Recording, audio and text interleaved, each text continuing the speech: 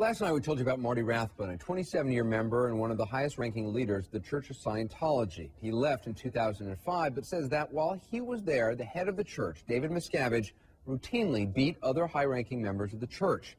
Rathbun said not only did Miscavige brutally kick, punch, and choke members of the church's international management team, the Sea Organization, in particular Mike Rinder, the church's former spokesman, he also says Miscavige encouraged a corporate culture in which other managers were expected to get physical. Rathbun admits he himself assaulted subordinates, but says it was done with the encouragement of David Miscavige himself. As for the church, it vigorously denies their claims, asserting that Rathbun is a bald-faced liar who was fired because he himself assaulted members of the church, or at least demoted.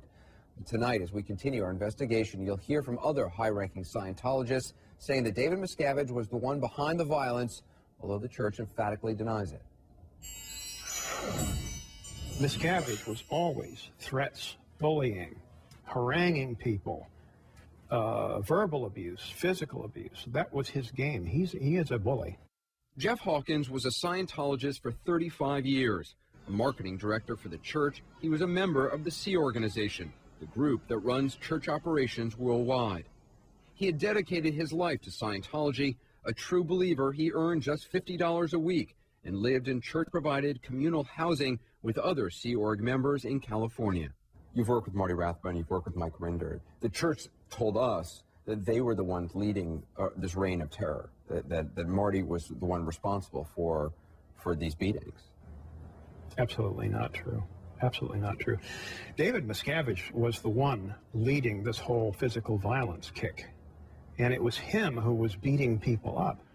Hawkins, who left in 2005, says Miscavige attacked him several times, including once during a marketing meeting. He jumped up on the conference room table, like with his feet right on the conference room table, launched himself across the table at me. I was standing, battered my face, and then shoved me down on the floor. Tom Devocht was a construction manager for the church. He was only 12 years old when he joined. He left in 2005 because he says he could no longer accept Miscavige's violence. Dave asked me a question, and I couldn't tell you what the question is today. I don't remember. But the next thing I knew, I'm being smacked in the face and knocked down on the ground in front of all these people. This is the Pope, knocking me down on the ground. Amy Scobee, a Scientologist for 27 years, helped run the Celebrity Center in Los Angeles, designed to cater to the needs of famous members like Tom Cruise and John Travolta. She says she also left in 2005, but distinctly remembers watching David Miscavige choke Mike Rinder, the church spokesman at the time. He grabs Mike around the neck, swings around, and is choking him, and he's holding his neck. And Mike's just like grabbing the side of his chair and like struggling, like not knowing what was going on. And his face is turning red, and the veins are popping in his neck. And I'm going, what in the hell is going on? Steve Hall was a writer for the church who left in 2004. He says he saw Miscavige attack Mike Rinder again in November of 2003. He grabs Mike's head with both his hands, throws Mike off his feet because he's strong, and he put his whole body into this. He smashed Mike's head against this cherry wood wall. Church of Scientology spokesman Tommy Davis insists that all these former Scientologists are liars, bitter former Sea Organization members who were demoted from their positions by David Miscavige. He says Mike Rinder was asked about rumors of abuse 2 years ago by the BBC when he was still spokesman for the church. He had been asked these same allegations, and one of his responses was, I'll tell you what, if you come up with that again and show up with another one of those crap allegations, I'm going to file a complaint. He's talking about this BBC interview in 2007, recorded by Scientologists and posted on YouTube just before Mike Rinder left the church. He says that David Miscavige knocked you down onto the ground. That's absolute rubbish. Rubbish. Rubbish. Not true. Rubbish.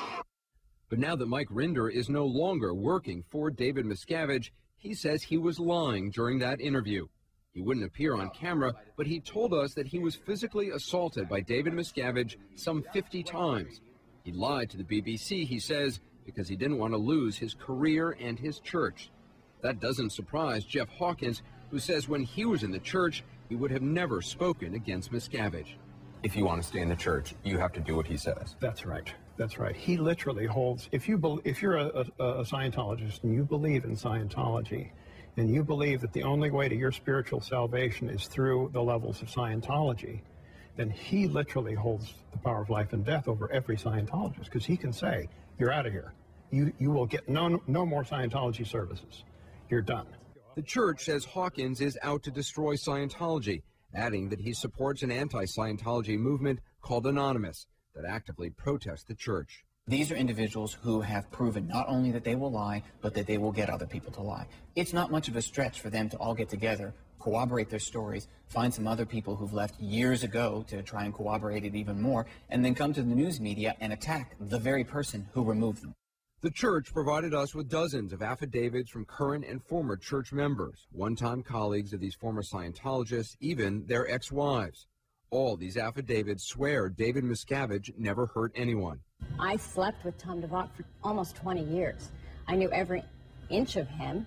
I never saw one scratch. I never saw one bruise. I never saw one black eye, nothing. Nor did he complain about anything personally. That's Tom Devocht's ex-wife, Jenny Linson. She agreed just this week to be interviewed along with the ex-wives of Marty Rathbun, Jeff Hawkins, and Mike Rinder.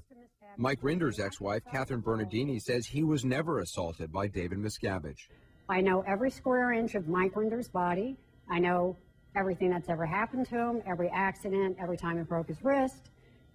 I've been with him. We've been together all our lives. It's utterly ridiculous, and it isn't true. And you were married to Marty Rathbun? 15 years. I know the man better than anybody else. Now, you got to understand, Marty Rathbun is a liar. He never mentioned it, okay? He says that he did mention it to you. No, he did not. Absolutely not. It's a lie. Catherine, your ex-husband, Jeff Hawkins, says about you that you have a heart of gold and that you're a good woman and that you stuck with him through some very trying times in Scientology. He does say that you were concerned. Whoa, hold on. He didn't have any trying times in Scientology. It was the best time of his life. She says Jeff Hawkins never said a thing to her about being hit. Did you tell anybody about this? I mean, did you complain about it? No. You don't do that. When you're inside the base, you don't do that. Why? Well, if you go against Miscavige, if you say anything against Miscavige, or you do anything, or you report on Miscavige, you're instantly off the base. And what does that mean to be off the base? It means you're on the rehabilitation project force, or you're sent to a remote location, or you're sent to Africa or Australia. You're just gotten rid of. Marty Rathbun says he did tell his wife, but never complained to anyone else about Miscavige. He had the power to say you're excommunicated and you'll never see Scientology again. You'll never see your wife again. You'll never see Scientology again. I mean, you've devoted 27 years to it, and this guy could pull the plug just like that and say, you can't ever have it again. Tomorrow, what Marty Rathbun says happens to those who leave the church and speak out. Just a note for you, after last night's report, we again extended an invitation to Church of Scientology Chairman of the Board, David Miscavige, to appear on 360 for this series. We pointed out that through his spokesman, Miscavige had declined to respond to the charges himself. Well, today, CNN received this letter from a Scientology lawyer asserting that was flatly untrue and asking us not to say that again. So we just want to set the record straight. We'd like to play a portion of our interview with church spokesman Tommy Davis from last July. Why not allow David Miscavige to speak? I mean, he's... Oh, come on. He speaks for himself very well. But why not have him do an interview or address these charges directly? Oh, it's not worth his time. I mean, he's the ecclesiastical leader of the church. This is a global religion. You have people that he personally removed who are making these kinds of outrageous allegations. Not in a million years would he respond to something like that. Well, so to be clear, our invitation is still open. We'd love to have Mr. David Miscavige on 360 anytime. Over at ac360.com, you'll find a posting I wrote about why we're doing this series in the first place. And while you're there, you can also watch last night's report. Coming up, the crisis in Haiti. By the way, we'll have more tomorrow and all this week.